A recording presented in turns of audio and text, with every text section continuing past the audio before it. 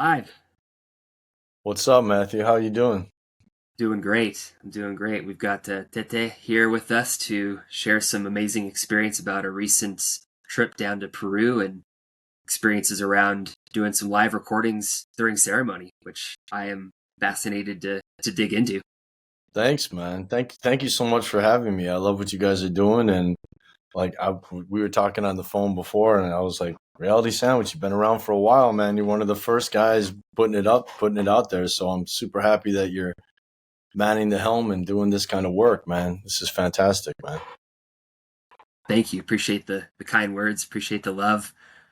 Let's dig in. I always like to just set a little bit of the backstory and a little bit of context for the experience. So just take us into a little bit of the prep and setting for your trip. And did you go down there with the mindset of doing these recordings, and was this all planned, and how did it kind of how did all that come to fruition?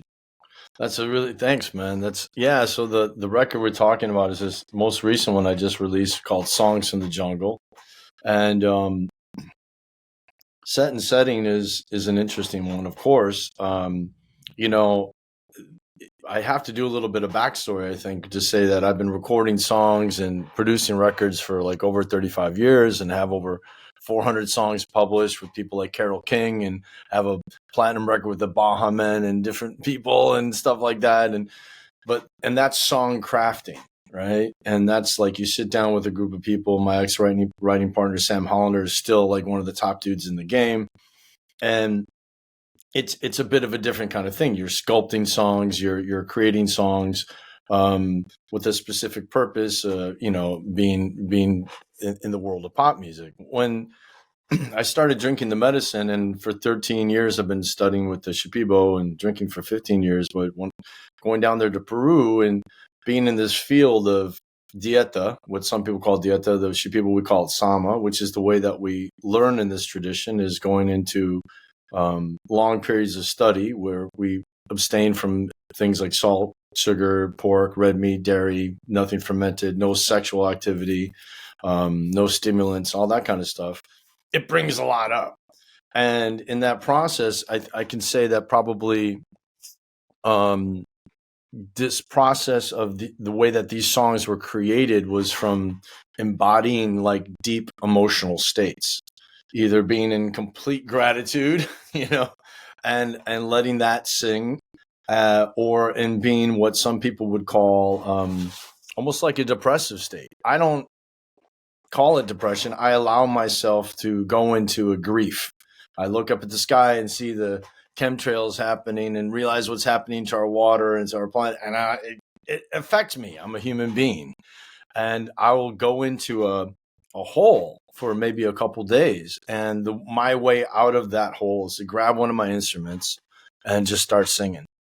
And when that happens, there's a channel that happens. It's a way out for me. And many of the songs on this offering, the songs from the jungle, are what are referred to as channeled songs. And I feel that they've come through the work with the plants. Specifically, when I say the plants, I mean there is ayahuasca and chacruna that we're drinking in ceremony, but in the Shipibo pantheon, there's about 1,000 different plants that the medicos use, but about 100 of those we consider master plants, and we study those master plants because they have very strong spirits or presence, and very strong remedies for humanity. And as we go through that healing process, and as the plants are working on us, we then know how to apply those plant energies to work on a person through singing, through the chants, and through the Shipibo work. To help people also heal. So we go through the healing process ourselves in the process of Sama. And a lot of these songs have come out through the years, and were on my hard drives in different states of production. And some I've started to produce, and I don't know if like producing other people is a very easy and fluid process for me. When you're producing yourself, you can get really stuck. And I started spending so much time, I'll work like 2 months on a song just to get it what I think is, airtight as my artistic expression. And this was a totally different thing. So having gone down there, there was, after end of seminars, month-long seminars or 2-month-long seminars, people were always asking, how can I like, get this music? How can I feel it? And I realized that there's this potency to recording in that moment. At the end of ceremony, the plants were, and I actually asked the medicine. I was like, is this okay? Because a part of me was feeling like the second you turn on a recorder, you're sort of leaving the ceremonial space and you're going into something else. And I've recorded, and it's out there, a whole series of music called the Medicine Sessions, which is a bunch of acoustic offerings, like instrumental music and different things that is bringing that same feel of the ceremony. And this was something different. And I just checked, and the medicine was like, yeah, get it out. This needs to be heard. So I was there for 2 months, and I started literally recording on my cell phone. I was like at the end of the ceremony. And then I upped the game, and I had a friend come, and I asked her to bring me a microphone, a little plug-in like Zoom mic, and it was great. It sounded excellent. And I'll talk about some of the challenges after that. And then I was like, this is fantastic. And then like the challenges of doing it at the end of ceremony, of course, were you're in a Maloka with a squeaky door and toilets just outside and people in processes, So I would hit record, and I would be still with the medicine and in this beautiful space, and I would record, and I recorded like over 24, 25 ceremonies at the end. And what is on the record is pretty much what was clear audio wise. So the new microphone was great, but it was so accurate. It picked up the toilets flushing, the door, the person walking by, the person to my left going, someone puking. And I was thinking, that's not a good look to put in. And people would understand it, but I did my best to find the ones that didn't have any sound in it, any sound that was interfering with the expression of the songs. But yeah, it was super fun to do, and it didn't affect the way that I was bringing the songs out, because I was still so deep in effect that I would be like, in fact, of the medicine, that I would be like, I'm singing for these people that are here, a couple songs. Yeah, let me see what else. Yeah, and it was like, another thing was like, you listen, when we talk about the origin of a recording, right? We talk about like in this late 70s, or in the 70s, we got really into, and even 60s, it started this whole idea of recording and multi-tracking. And someone performed something and they put something else over it and something else, and then the orchestra would come and play on it. And it started to shift time and space. In the 80s, we started playing with all different kinds of different reverbs. In recording, we started playing with all different kinds of reverbs to create false spaces, like the snare. Everyone can think of the 80s snare. And it was in this artificial space, and you were creating a balance of artificial spaces together. But if you go back to original recordings, you have like, you listen to Louis Armstrong and Ella Fitzgerald singing, and they're on stage with a big band, and there's one freaking mic.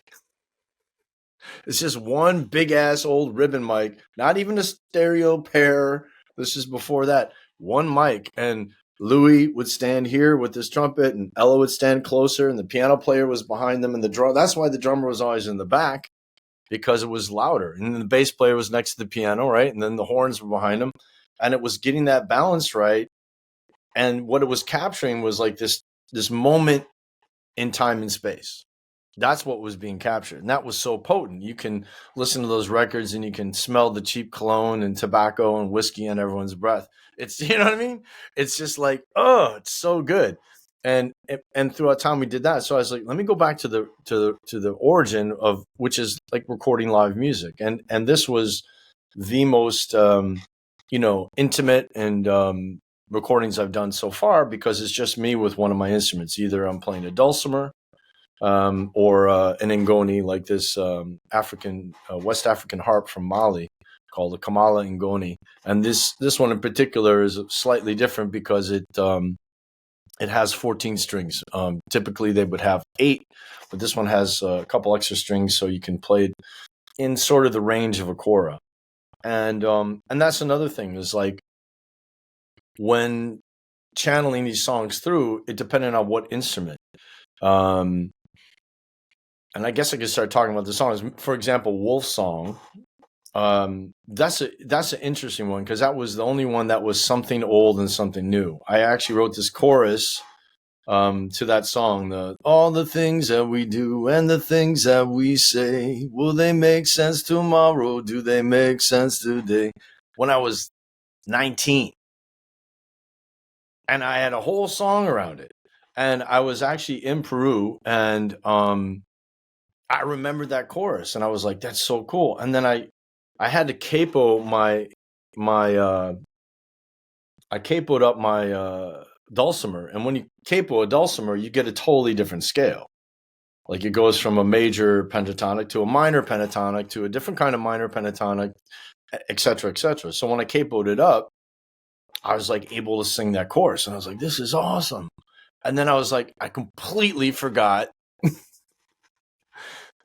any of the rest of the song. All I had was the chorus to go off, and then I was like, okay, so let me just see what comes through. And I just started singing to myself what was present there, and that song was born. So, yeah, just different ways about that. Did you have any questions about that? Because That's it's kind of funny and ironic, right? It apparently it still made sense tomorrow.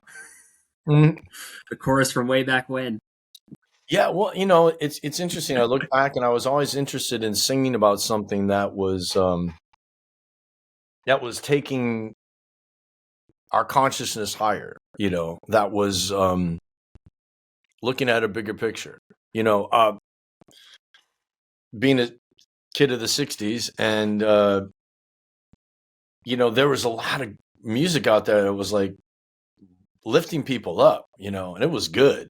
Late '70s, '80s, when I was really listening to music, and there's some beautiful stuff. This is the dawning of the age. Come on, let the sun shine. I mean, all that stuff, man. It was just like it was uplifting, and it was conscious music, and that's really what appealed to me. Even freaking Michael Jackson singing "I'm looking at the man in the mirror." It was like, here's the world's top pop star saying, asking you to make a change, and what the heck? So I was like, that's what I want to do. Like, I'm going to sing one of those songs that like gives us something to ponder and gives us something to uplift ourselves and ultimately uplift humanity. So, and they're all artistic expressions. Can I say they're important songs? They're important to me. This is my expression. Whether they're important to anyone else, beautiful. Thank you so much. But that's, I am under no qualms in thinking I'm out here doing something to save the planet. This is just my human expression. And I'm so tickled that people have been really responding to this. It's really cool. And honestly, I think what we're coming to in this time, in this age, is that what people are desiring and what people are responding to is authenticity. Authenticity is just key right now. And there's so much, there's a lot of interesting musicians that are coming out now, a lot of different new musicians, and it's not stuff that's in the quote unquote mainstream, but if you dig, man, there's some great music coming out these days right now. So it's really exciting to be a part of that, I like the potency of the moment, the way that you frame that. I think it resonates so much, at least with myself, in that it takes me back 10, 12 years to days that I was part of a few house church movements, Oh Christianity yeah. sect, but a very similar thread and fabric that Yeah. what you're talking about, where you've got a very small group of people, everyone is very grassroots and has, a very, kind of aligned mission and values, and you get into that, a night of worship, right? And it's a lot of the same, diving deep into a lot of the same feelings and emotions and wavelengths there, that it was always, songs would come and be channeled out of nowhere. And sometimes someone would hit a recording on a phone, and those were the songs that I would play on repeat on, in my headphones, were like the phone recordings that someone had of that night, that were Yeah. so potent, and there was so much energy and spirit and unity flowing through the room, that that you couldn't capture. And then friends would go and do an actual recording of that song, and I would have these feelings that, gosh, that recording, like, it ruined it. Like the whole production of it and the way that they produced it just didn't have that same energy. It didn't have, the same potency or authenticity, or probably authenticity is the right word for it, or rawness, that came through during the live performance of the live channel. Um, it's fascinating how that holds true, and I think that is, definitely the probably why you're seeing so many people latch onto it. That's awesome, man. Thank you so much. Yeah, and when you were at those events and there was people that were playing together, that it's just what we're experiencing is that give and take from different players, inspiring. Somebody plays something and the bass riff, all of a sudden the dude drops a like nasty riff, and then the drummer's like, "Oh heck yeah," and responds to it. And there's that in the moment response. There are ways to multi-track and have that same response.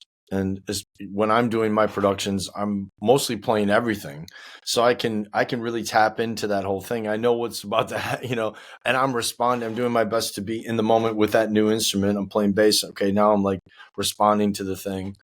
I always like to think when I'm playing bass, I'm adding a chant in the bass register, doom, doom, doom, doom, doom, doom, doom, doom, doom, doom, and just doing the whole, like, basically singing in Shipibo, but using a bass. And that's super fun. Like, there's ways to do it. And what you were responding to and why the production probably didn't do that is then you're getting into multi-tracking where you're not having people reacting to each other in live time. Right.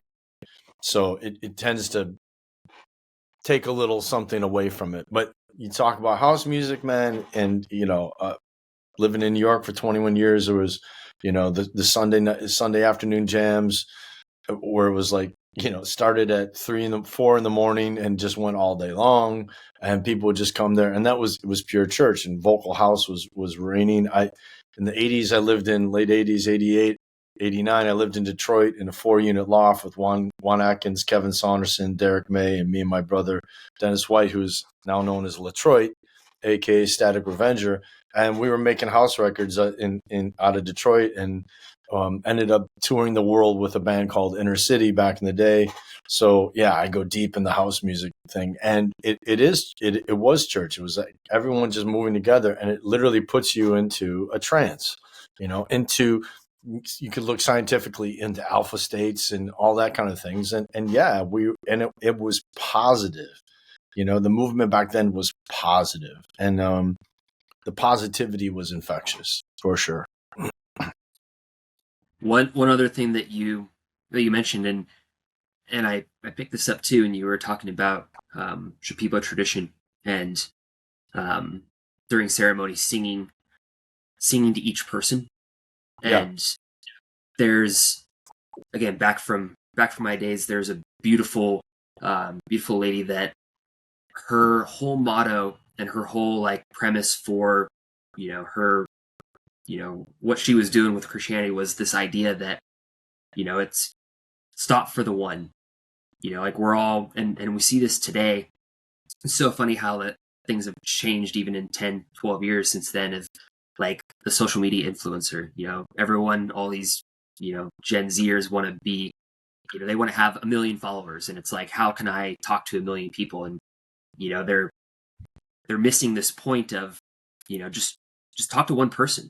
Like, That's stop right. for the one person that's in front of you and give them all of you. Give them your attention, your awareness, your presence, and see what happens. And it was this, watching this powerful movement of, you will change the lives of millions by stopping for the one. And just want to even maybe have you explore that a little bit, because I think that comes true. Like, and when I've been listening to your music, the songs from the jungle, or even the acoustic sessions that you did last year, you know, it comes through. Like, it could be, hey, you're singing for the one person that's in front of you, but then you're able to capture that, and then when someone else is listening to that, like me, I feel like you're singing for me. And I Right. think real artists are able to capture that. Even if they're performing in front of a huge stage, if they are consciously singing that song or performing that song for one person, you feel that authenticity, rather than if they're performing for the masses. Like, what do you think Well, on that? I think a lot of things. It's really interesting you bring all that up. I think first of all, when you're singing a song, if you think you're singing it for somebody else, that's what gets you into trouble. It's like when I realized that these songs were all direct channels.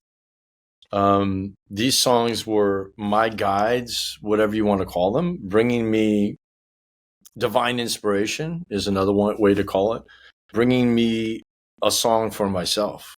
And each one of these songs that has come through has come back to me within 4 to 6 months or a year, and been medicine for me in that moment. And practicing the art, the second song on the record, practicing the art of letting go. Man, I was in Peru. I was dieting a very challenging plant that was bringing up a lot of anger, and also a lot of like good that it was bringing it out, because it was removing it, right? But was also bringing up a particular relationship I had that I just realized was not, the person was projecting so much onto me that I wasn't really present, and that I was simply like this representation of the masculine for them to then dump on. And it's a long story, but basically I realized there is no friendship there. And although I had been trying to create a friendship with that for many, many years, the thing is, why are you trying? It's either flowing or not. And I was like, I need to let go of that. And we were sort of intertwined within different people and everything like that. And I was like, no, man, I just need to let go of that. And I spoke to my maestro about it, and he was like, oh, just let go. And I was like, yeah, that's it. That's the answer. And then I went to the Maloka, and nobody was there in the daytime. And I was like, how do I let go? And I was like, I need to. And then I grabbed the instrument, and that came out. The song just came out. I was like, I have to practice the art of letting go, practicing the art of letting go, releasing everything I know, or at least those things I thought I knew, till there's nothing left to do. And so I think when I'm offering those songs, I'm singing them to myself first, because they ring true and authentic to me. And one of the things that, like, my Shipibo name, I was born with the name David, but I was given the Shipibo name, and that's how it happens. One of your teachers, my early maestra, Chonan Kena, gave me the name Tete Bero, and they see your spirit in ceremony, and they give you a name. And it was a huge name to move into, because the word Tete means it's like a lot of the animals and plants, they are the way that they sound to the Shipibo. It's a very seed sound language. So the eagle or the hawk is, because when it flies overhead, it goes Tete, Tete. So that's that. And then Berjo means eye. So it's the eye of the hawk. And the medicine in North American tribes of the hawk is perspective. And I was like, okay, this is challenging me to always take the highest perspective. So when I was writing songs, I would have to take a very high. My goal was to take the highest perspective possible. In other words, not blame someone, not make someone wrong, not make myself wrong. How can, like, what's true at the base of something? Like, how about, okay, I'm just exactly where I'm at to be learning exactly what I need to be to continue on my progress as a growing human being, and a growing human consciousness. Okay, that's cool. So really, I would channel songs, and then I would go back and look at the language, and some of my default language I would just change, like them to me, or I would change we to us, or just little things to tweak it so that it was ringing true to me, right? And then I think once you sung those songs and you feel them, when you're in the medicine, the way that we feel music in the medicine, there's nothing like it in the world. We become so sensitive to those vibrations, and I think that also helps bring out like this authentic thing. And I got a real confirmation from those that have been to the center where I go in Terapoto. A lot of people wrote me and were like, man, I put that on and I was right back there. Thank you so much. Like right back in it. And it brought up a lot of good memories. And even for some people, it brought up challenges and good stuff, so that feels really good. And you were talking about like the inauthenticity today, especially with people that want to be like TikTok stars or influencers or whatever, and the power of the one. 100%. That's the whole thing, is like, until we start working one-on-one with each other, and really starting with whom? The one in front of us. And it's like, a lot of people are like, okay, I'm going to be a TikTok influencer. Why? What do you have to share? What's your experience level? Are you doing it because you want to be seen? Right. So there's keys. It's like when you sit with the medicine long enough, you realize it's totally Star Wars. Right. It's every archetypal story from the Bible onwards, or even before then. It's all archetypes are saying the same thing. It's like, either train to be a Jedi, be a good person in this world, do what you can to help others, right? And make changes in your life and be the best version of yourself that you can be, or give in to your anger, Luke. Use your emotions, like, it's like, or go to the dark side. So I think a lot of that also comes out of wounding. I also think that we have, our modern world is fraught with false idolatry, to be honest with you, right? But we have different false idols. One of the false idols these days is self. Another is fame. The other is riches and fortune, as if that somehow makes you a better person. Well, we can look, unfortunately, in our society, we've got these models of people that are multi-billionaires, and they're not particularly nice people, So we have to make a decision where we sit on the barometer with that. What do we want to bring into the world? And I love what you're saying. It's like, it's all about one-on-one work. And that's why what really gravitated me to the Shipibo tradition in particular. I'd sat for my first 2 years of sitting with the Quechua and with the Kofan from Colombia, and amazing experiences, an amazing tradition. And the way they would work was for the whole room and for everything in general. And you would be on your own experience in that. But there wasn't that one-on-one direct work and the one-on-one direct doctoring, which I think is kind of unique to the Shipibo tradition. Although I'm sure there are other traditions that do it. I'm just not aware of it within the pantheon of South American medicine work. Although I believe maybe the Shuar also do it. So don't quote me on that. But, that's what attracted me to it, was like, I never set out on the path of medicine. I actually was scoring a film called DMT, the Spirit Molecule, and which was an interesting documentary. So I was creating the music for the documentary, and had a band at the time called Earthrise Sound System that also contributed a lot of like the needle drop music for it. and there was a couple people talking about the medicine in it, and they were cool.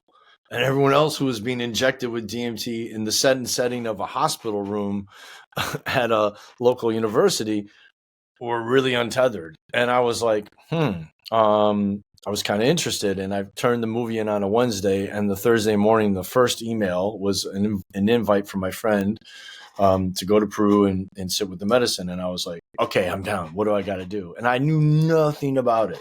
And they were great by telling me nothing about it. But I think a long time ago, I made my decision as a young child, like as long as I could be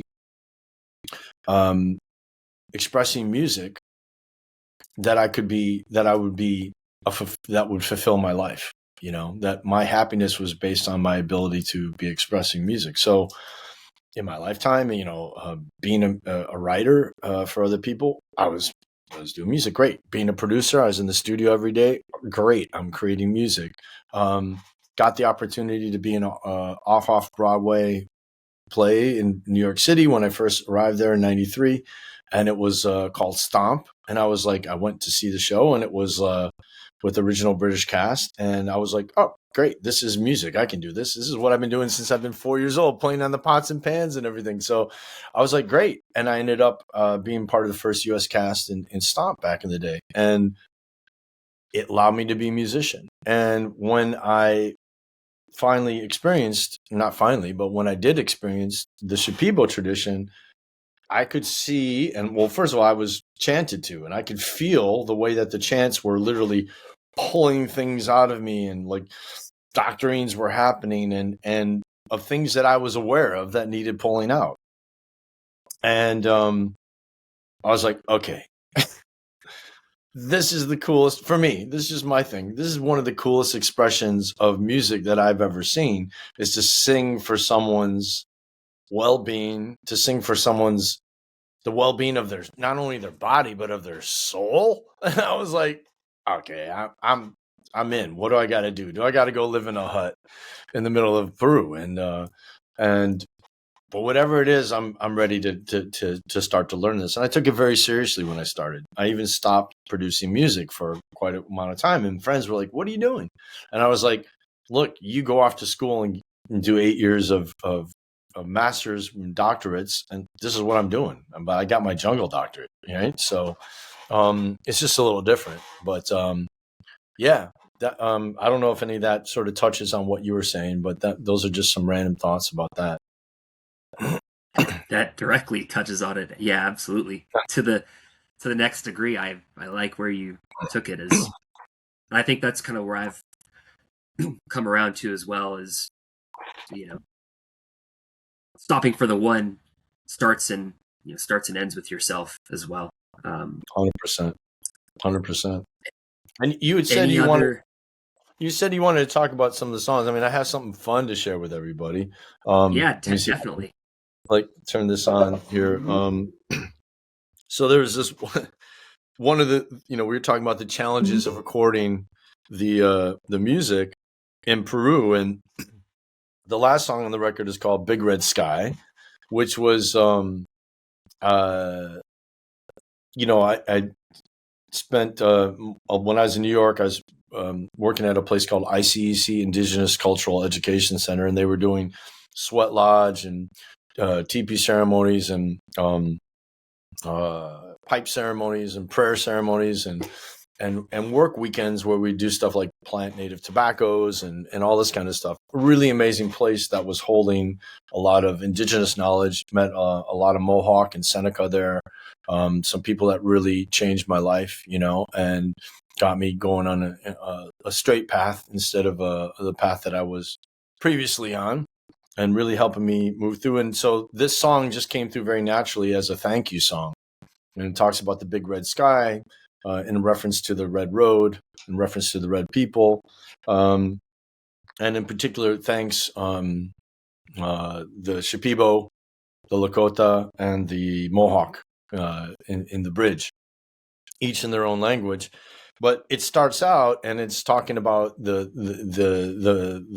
medicine. When you feel her spirit surround you, when you feel her taking your hand, go and let that loving astound you, changing your name remembering your soul, which was my experience. My name got changed from David to Tete, right? And I had this remembrance of my soul. So when I was recording this in the jungle, there were no like bad ancillary sounds like people walking by or slamming the door, but this really interesting sound came out at the beginning. But it came out just where it says, where you feel her, when you feel her spirit surround you. And I just want to play it for you because I was like, should I take this out? Should I spend time like getting it out? And then I realized it's just the coolest thing. And check it out. Here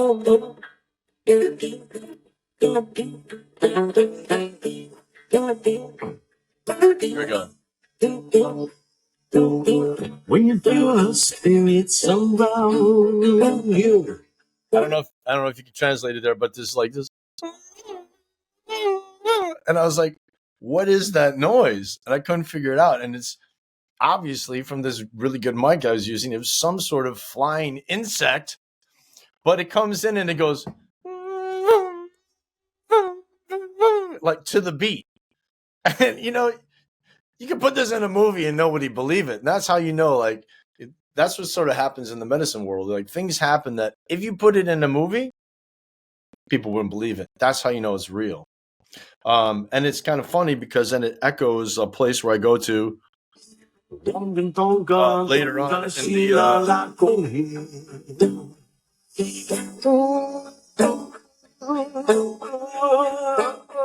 that tone of my voice at that point, it's almost the same note at the beginning. So I was like, you know what, man?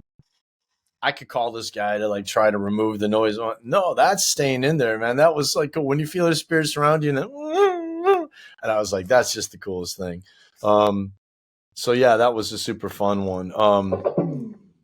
There's the first song on the album, 10,000 Thank Yous. That was a direct channel in ceremony.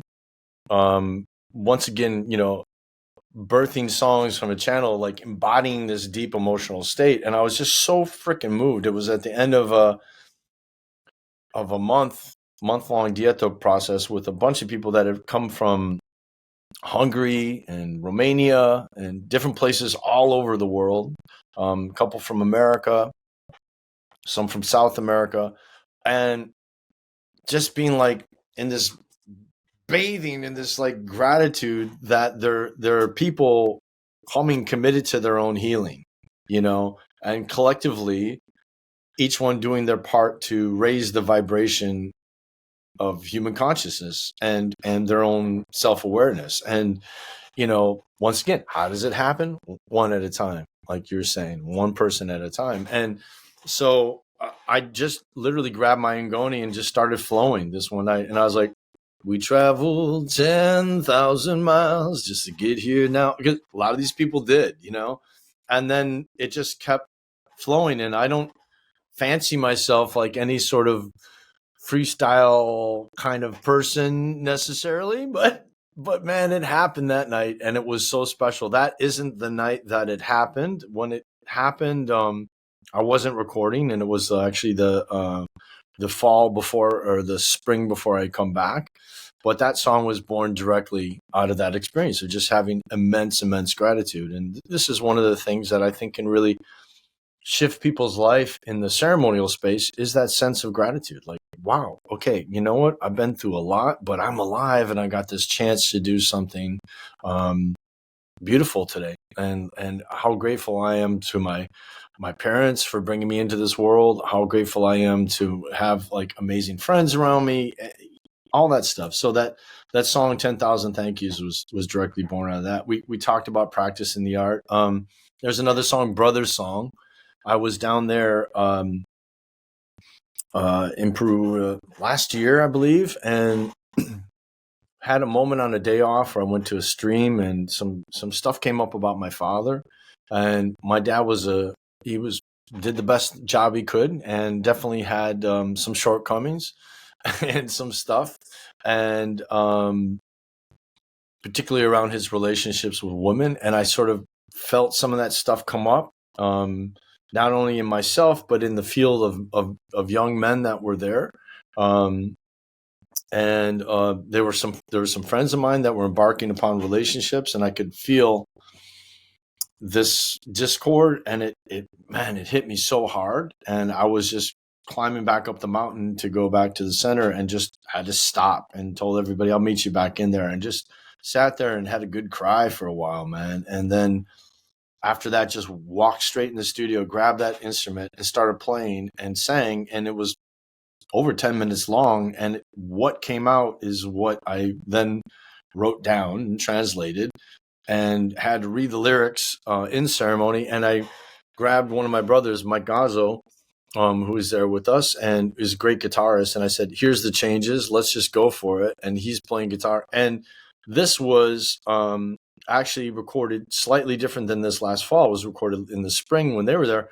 And it was just like with my old mono voice recorder, shitty sound, like older phone, but it was there, and it was vibey. And I just spent a lot of time mixing it and trying to tweak it and make it sound as good as it could be. But it was also one of those just like vibes, Yeah. And any questions about that, or should I just keep going? I'm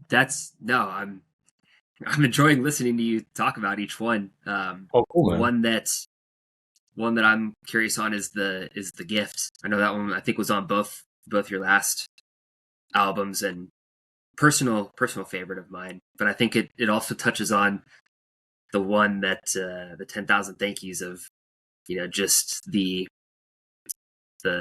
peaceful gratitude of just being, like how, it is just rooted in, the fact that we are being, the fact that we are, like, yeah, not that we are here, it's just that we are being, and like the amazing nature and fact of that. But exactly, man. Well, you nailed it. I mean, and it was a very personal lyrics, but also they could be expressed generally. Like my teacher's name refers to a crow, to a beautiful crow, and so 6 o'clock in the morning, crow is calling and asking, "How are your dreams? How are your dreams, bro?" And did you wake into them? Meaning, like, are you living those states, or are you forging your own way? The pot is boiling. The plants are begging me to face my fears till I get it all clear, And the reality of it was like, really, that was also a moment I was really being faced with my own mortality, and realizing that I'm going to do my best in this world and to usher in, the new consciousness. And I know realistically at 57 right now that I'm going to see, before I leave, I'm going to see the glimmer of light on the horizon of the burgeoning of that sunrise of the new consciousness. Right? I'm under no illusion that it's all going to get figured out right now. Right? It's going to take time, but we're moving one by one to shift that. And there is this 100th monkey theory, which I don't know if you're familiar with, but that 100th monkey theory is fascinating, and it's a proven thing. That when enough people, there's a certain threshold of people that wake their consciousness up. And wake is such an interesting word because we don't want to get into wokeisms, because I don't think that's the answer. Right. Thank you. The smile said it all. Thanks, bro. So it's like, but when enough consciousness are turned on, let's put it that way, and we can return to our true humanity of compassion, acceptance, forgiveness, all the qualities that make, living together with trust, respect. Respect is a huge one. People talk about love all the time. I have a new song coming out saying all we are is love. It's true. And we need respect. We need to respect each other, and we need to respect the land. We need to respect our mother that's underneath our feet. We can start there. But yeah, all those things. So I was really coming up against my own mortality. And then, and that song just came out of it. Like, I'm going to do my best every day to wake up with a smile upon my face. And that song was a little different. And the way that it came out was actually New Year's Eve. Wasn't around the time of the ball dropping, much earlier. We were doing like a breath work, just hang over at Mike's house, the guitarist, and he was actually playing the ngoni. He's a great ngoni player, and I was playing the guitar, doing the kind of bass liney kind of thing. And we started on this sort of riffy kind of thing, and I was singing every day I wake up with a smile, and then I was like, okay, then this is where the Berger of the Tete came in to say, okay, it's easy for you to say that every day you're going to wake up with a smile upon your face. I'm sitting in a very privileged seat, right? However, like, how about, it's not that every day I wake up. I'm going to do my best to wake up every day. That's real. I don't know how long I got on this planet, so every day I wake up, I'm going to do my best to wake up with a smile on my face, just to be alive and be here now. And every day I'm going to wake up with my soul full of that grace from the gift of being alive here now. And this is one of the things, like writing with Carole King, we would talk about things, and the songs that what we would talk about would turn into a song. So you have to be able to, it's really beautiful when you can speak it. There are certain songs that are just strictly poetic, and we don't worry about it being conversational. But when it can be conversational, and that song is one of those songs. So yeah, I really love that song, The Gift. I had recorded it in the live performance with acoustic lights with the I Am Life crew, and that was such a fun, amazing performance to be at, and such a beautiful, responsive audience of listeners. And that was another thing. Like, I could really dip into the authenticity of the songs, because the people that were coming were all, let's say, ceremonialists, where in the way that Tony Moss structures the night was we would have two 35, 40-minute sets, and then we'd have social hour, and we would tell everybody, do your talking, but when we're playing, you know the deal. We're playing, so you listen. And this is something that's really, really different. Being a musician that was playing gigs back in the 80s, where you would go to a concert and, man, everyone was just up for it. And the only thing you had in your pocket to show your appreciation was a lighter, maybe, right? That you see all those old things, and it's like everyone was just like locked in. And what's being lost today with everyone watching a concert like this is that it's like instant nostalgia rather than actually allowing yourself to really drop in and be there. But the Acoustic Light series was a great, amazing opportunity to return to that. Like, you got 150 people, 180 people in front of you that are just like present with you. So I'm really connecting with each one of them and singing to each one of them. And yeah, it's a bit of a bummer, because the modern concerts today, where everyone's filming, it's like, it's like the old way it would happen, and the way that it still can happen is musicians would give out energy, and then the crowd receives it, and then they go, ah, and then we take that energy and we go, all right, well, how about this? And then it just keeps cycling upwards and upwards and upwards and upwards. And that's what creates that church moment, for lack of a better term. Church meaning like, we become like unified in a space that has an esoteric feel to it, right? And feel and field. Yeah. There was 2 songs on the record, the Songs from the Jungle, that were in the moment improvised, and I just decided, yeah, I'm gonna let them be. The 2 were the Bobenzana Shipibo chant, which is actually, I play the Icaro Serenita Bobenzana on the Ngoni, and then after it, one night, I just dropped down into this chant melody that came through when I was dieting Bobenzana, and it felt like, in ceremony, I never want to record the chants, because I wouldn't ever think about releasing those, because those are for that moment. Like in the Shipibo tradition, we don't have songs that we sing. Like we don't practice a song. We have melodies that come to us either through directly from the plants, if you're blessed, or from being around other curanderos and singing something that has inspired you, or you're always sort of putting your own spin on it. But it's also like you're singing to a person in the moment to bring to sort of like you're sitting as a conduit between the eighth dimensional consciousness, the medicine, and that person's third dimensional intention. And you're singing not only to the person, but to the medicine that's inside them to program it to do what they want it to do. And then we all get to witness the mystery of how that works, right? There's nothing up our sleeve. We're not spell casting, or it's not magic.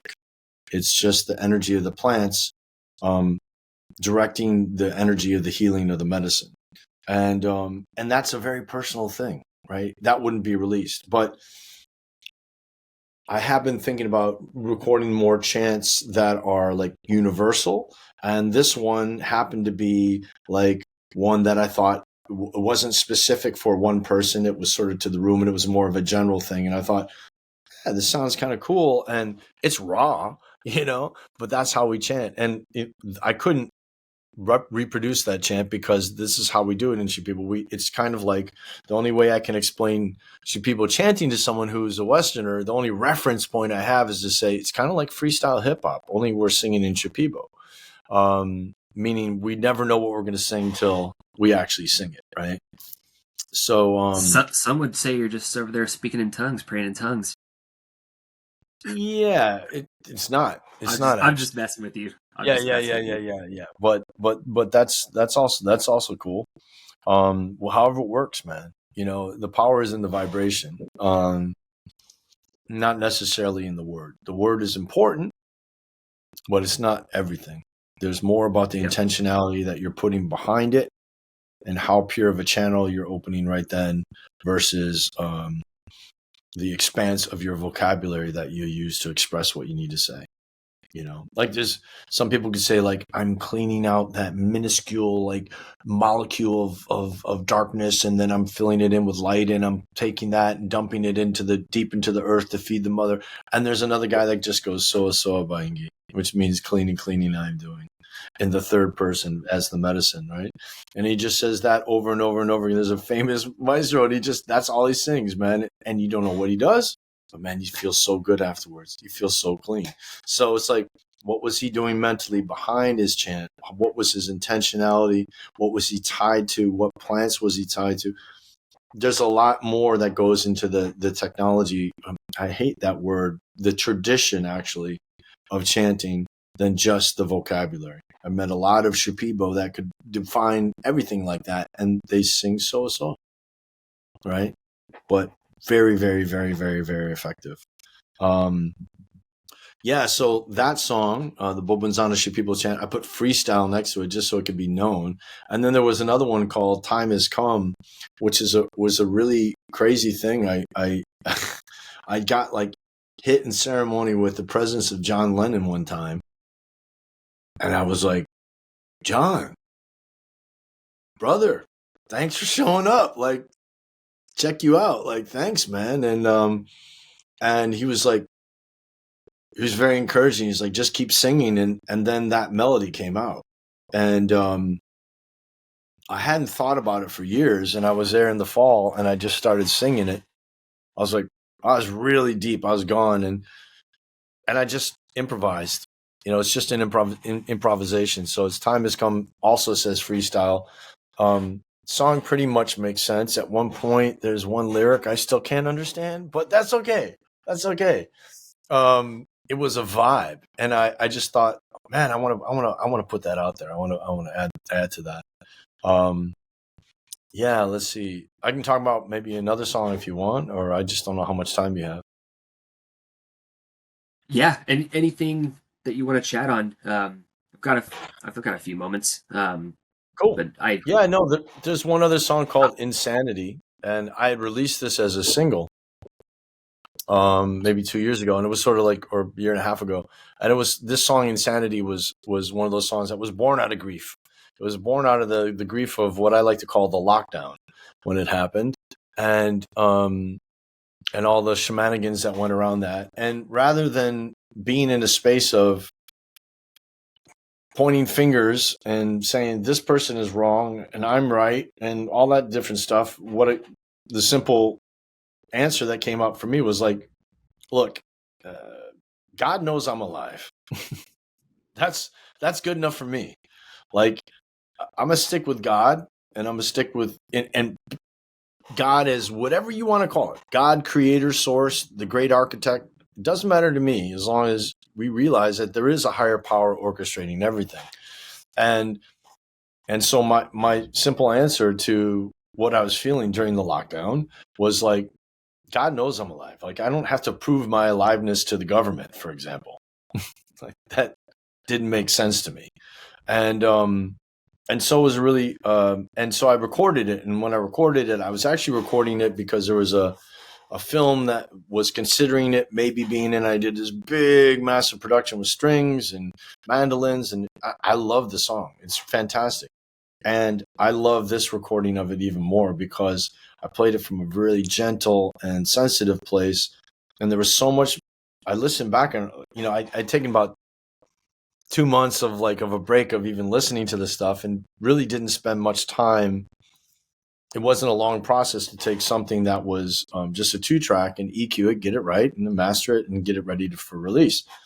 So I got to really listen again with clean ears, and I was like, whoa. And it really felt like I was deep in effect. It felt like a few of my plants were singing and my voice was just morphing throughout the song. So I really liked it. That's definitely one of my favorites. And then let's see what other songs are on that record. But man, I think we covered all of them, actually. That's pretty cool. What was that experience like listening back to it all? Like, take me into the headspace of listening to it all, maybe like for the first time since the ceremony, since you were back. You mean initially or just the other day? Either one. Well, initially when I first got back, I was sifting through hours and hours and hours of stuff and like listening to something like, man, this is so good. And then all of a sudden, like, boom, boom, boom, boom, boom. Someone would walk across the room and I'd be like, okay. And listen to another one, be like, this is so great. And then, and I was like, okay, I can't use that one. So it was slightly frustrating experience, but it was more of a technical experience. It was like, okay, where's the songs? And then for me, it was such a beautiful exercise in letting go a lot about production and being like, look, man, this is about the moment. So there's songs that if I would like get into it, I'd be like, yeah, my voice went a little sharper, a little, I could get into like the particulars of that, but I was like, it doesn't matter. What matters is that it was a moment and it was real and it was authentic. And I was singing my ass off. Whether it matters that it's the perfect vocal performance, and it tends to be that, I would, as a producer, which is why for so many years it was so hard for me to turn the recorder on, because when I turn the recorder on, I go into producer mode, and producer mode says I want the best take possible. And then I would get into my own self-judgments while I'm in the moment, and I wouldn't be present singing it. So it took me many years to get to the place where I can be like, okay, I'm recording this, and now I'm forgetting that I'm recording it, and now I'm just fully present with the songs and singing the songs from from my heart space, right? And so that initial process was just listening through. It was more technical. And then I like I said, like I'd spend 15, 20 minutes to EQ and get every song right, maybe a little bit longer, but wasn't much of a process. And then I would master the songs, and then I started cataloging them. And once I had 9 of them, I was like, oh, that feels like a record. And I sort of organized it. There may be, I think there's a couple others that are in there as well. There's a couple covers of the Bobenzana song but that's a different author. And because they're cover songs, I wanted to put them on a separate release, not on a release where I had original material. So I may still release more things from the jungle, from those moments, but maybe some different songs. But then, yeah, so like I basically put it up online and took a photo of that a sister had taken. My sister Dory had taken a photo of the Maloka one night when we were getting ready to do a Purgativo. So everyone's got their buckets lined up, and I was just like, this is great. This was the moment. That was the space it was all recorded in. And so I used that photo. It didn't take me long to make the cover, and then I put it up for release. So I hadn't really listened to it till literally like last week. Really sat and listened to it. And I happened to be just like in a good sort of deep, like almost medicine-y space one night. And I was sitting out made a fire and just like put them on and just didn't have anything pressing in my mind and could just fully take them in like I was listening for the first time. And I was like, it was awesome. It felt really, really good. And I could feel the current moving through them. And I started listening to a lot of my songs in a different way. I was able to hear different things speaking to me in that moment. Because once again, I feel like these songs have come through as medicine for me and for anyone else that wants to listen to them, and I'm just waiting for Spotify to create the medicine music, category, so we can all find these things together and find other people that are doing like expressions, because there's a lot of people out there that are doing their best to record, real heart music, and it'd be a wonderful place to have it all collected in one place. So it'd be a wonderful thing, rather. So, yeah, man, that's been my experience. And on the flip side, I have a new song coming out. I thought it was this Wednesday, but I guess it's next Wednesday, called Earth Technology. And I'm very excited for that song. I have an amazing Indian vocalist named Suvi that sang on it with me. And I'm playing a couple different of my bass version and then this Ngoni on it. And it's a real interesting instrumentation and a very rhythmic song.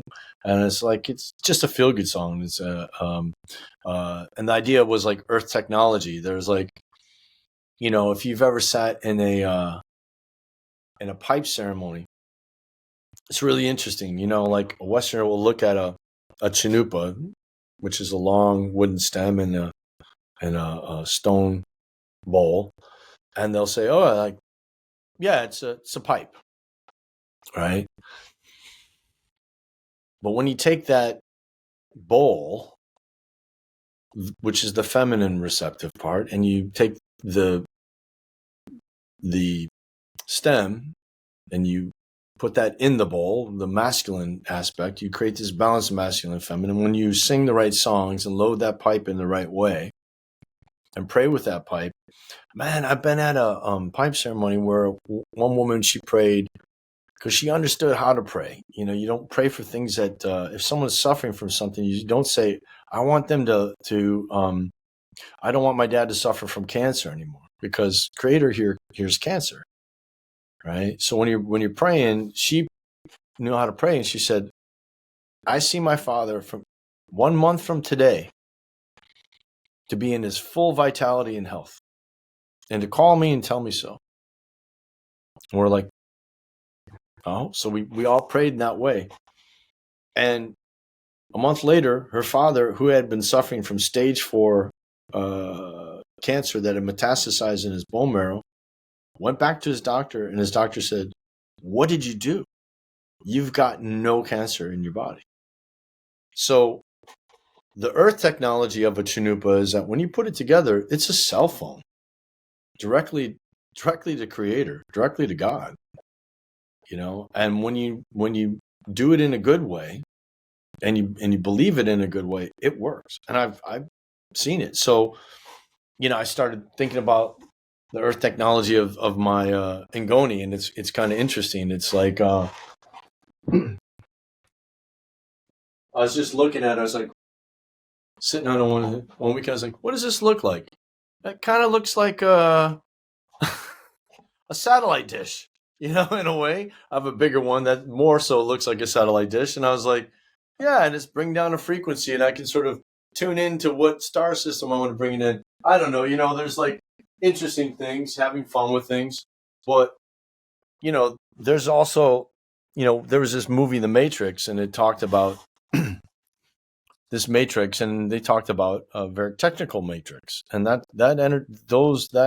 technology is not necessarily even born from this planet. A lot of it, they say, is reverse engineered or whatever. We can get in arguments about that, but I'm like, what's the technology of Earth? Because when you drink the medicine, you see the matrix of the plants. I have another song called "Come Home to the Planet," and it's like we live on a net of plants. Come home to this net of plants. The plant net, the planet. It's like it's right here in front of us, and there is this amazing field of, you could call it, if you want, technology. In the Shipibo tradition, they actually have a study of it called Ibo Dios Tecnológico, the technology of God, which is the technology of light, which is also sound and frequency and scent and everything like that. But the baseline energy is a life force, and that life is like the bees love the flowers and the flowers love the bees, and it's this field of love that keeps everything flowing together. So it's very, very interesting, and so that song was sort of born out of that. It's definitely like a celebrational song. So I'm excited for that song to get out. I've been recorded it a while ago, and I've been sitting on it, and I was like, why don't I get this out? So that song is coming out soon as a single, and that's a studio produced record. And I think it has a pretty high vibe to it. So I'm excited for that to get out there. But I'm really, really excited for the Songs from the Jungle to be out there. And I'm going to continue I still have a whole treasure trove full of songs that have come through from the medicine that I'm going to continue to record in that way. And, man, just really grateful that you asked me to do this. And thank you again for helping promote the record and put it out there to people, or at least share the record. Let's put it that way, because I know you're not trying to do promotion. You're just sharing music that touches you, and I really appreciate that you shared the music with your audience. And I hope anything I've shared today is inspirational to anyone. So thank you so much for having me, man. Yeah, love that. Appreciate you coming on and talking through the experience with it. I also encourage you to channel into the chants. I'll when you were talking about that, I'm like, yes, answer from me is yes. I second that one for sure. Cool, man. Yeah, I had an interesting. I was playing something on piano the other day, and this melody started. I started singing this melody in it, and I realized it was unbeknownst, like wasn't in my field of consciousness to do it. So obviously, but I was like, wait a minute, that's one of my chant melodies, and I was like, oh, that's cool. What if I would make a chant, and what if I make a prayer chant? Where I'm speaking my chant for humanity and for the planet, and in Shipibo, and that feels like appropriate for me to put out there to a greater audience, rather than a personal healing chant, which wouldn't be appropriate.